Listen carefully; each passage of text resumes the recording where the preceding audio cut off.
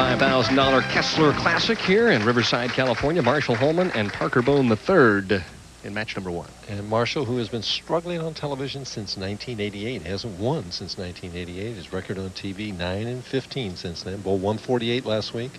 So he says, I can do better than that today.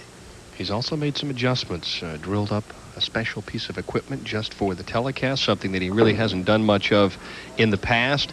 Said that he felt like he really needed to change his philosophy towards the championship round. Instead of going with the equipment he bowled with all week long and making it work, he's going to try a few things today. So he's trying to drill something up as he thinks the conditions are different on television. Well, he feels like the oil carries down a little quicker, shot changes a little bit, and then, you know, if you've watched him, it's either strike or 2-8-10. Now he comes out in the opening shot, leaves the 2-8, not the 10. But he's had that over-under type situation for quite a while. Not an easy spare to open up with. Stayed with it nicely and appreciates his own effort. Marshall picking up the 2-8 and having a little fun here in the first frame. I think he's trying to do anything he can to get himself loose.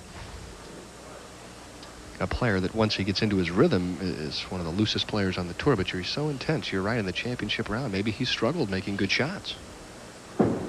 His opponent, Parker Bohn, opens up with a flush hit on lane 46 to start the match. Now Parker, most of the week, played outside. He played left to the first arrow, but couldn't get the ball back from there today and moved in closer to the second arrow in the right lane.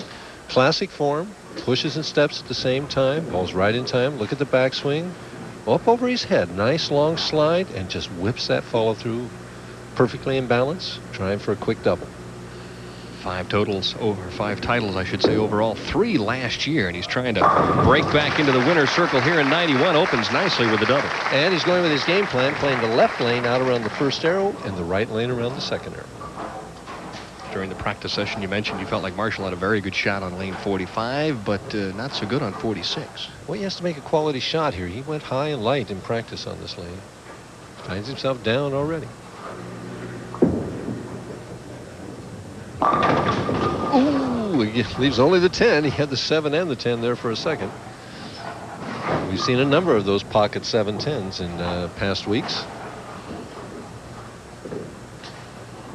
As you watch, the ball comes in light. Watch the head pin and the 5, both of them. The head pin goes left, and the 5 pin goes short of the 5, of the 7, and then just kind of leans up and gets it down. No problem with the 10. Boy, you talk about a tough finish last week and a tough start this week. He shot 148 on TV last week, opened this tournament with a 151 game, but bounced back and made the telecast. Hung in there. Marshall, classic form, 5-step player, holds the ball down. Watch how steady the head is. Swing comes back, shoulder height, quick third step, and he pushes off with that long slide, lets the ball go, and keeps sliding. He and Danny Wiseman, I think, are the only players on tour that do that.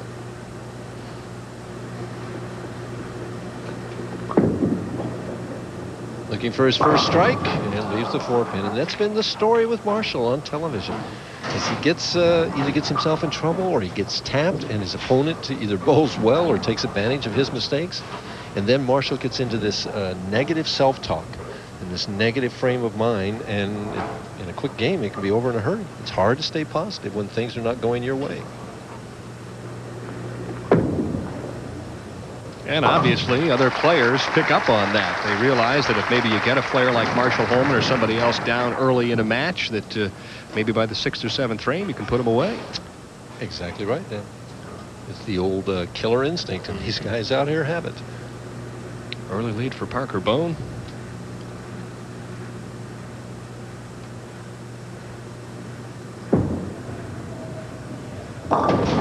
And this time he ends up a little bit light, leaving just the 3-pin. Looked almost like a little bit like a defensive shot, that he didn't want to go high to give Holman an opportunity and gave it a little bit too much room. Had a good break, leaving only the 3-pin.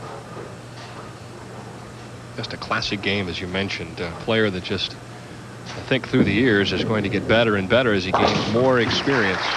Well, you know, everybody thought last year when he won 3 titles and just was in the hunt for Bowler of the Year, that was just the foundation, that his career was going to skyrocket. But it's hard to believe that this is his first championship round appearance of 1991. A lot of checks, but not many finals and not many telecasts. Well, he told me he's actually been more consistent, but he can't get the shot to get himself on the telecast as he leaves the double pinnacle, the 4, 6, 7, 10. And suddenly you can just see the adrenaline well up a little bit in Marshall Holman as he sees his opponent get that. Watch him throw this one here. Again, the target is around the first arrow. It looked like he hit about the 6th board. So he shoots at the spare and gets 7 out. Marshall Holman takes the lead, sitting on the bench. And perhaps that's the break that Marshall's been looking for in the championship round. Well, he's up 6 pins, and he's looking for his first strike. The thing that's amazing, look at Marshall with 21 career titles. He's won just 1 title in the last 5 years. Oh, he's got 31 seconds, though. Too many of those. Good crisp shot. And 3 pocket hits in a row, 3 9 counts in a row for Marshall Holman. But on the other hand, are all the easy spares, and you keep telling yourself, if your positive self-talk is there, that they're going to fall. Watch that shot come right into our living room. Coming in light. Watch the head pin. Goes around, bounces over there, but doesn't hit the 7. Ricocheted off the 4 and stopped dead in its tracks. Marshall with another spare and holds a 5-pin lead. And he has not got the right feel, putting a quick piece of tape in the ball. He knows now the clock is on. The ball is back in a position where he has to pick it up, and that clock is running. He only has 25 seconds to make that delivery. And he didn't put it in. He's going to go ahead and make the shot and put it in during his time on the bench. Mm-hmm.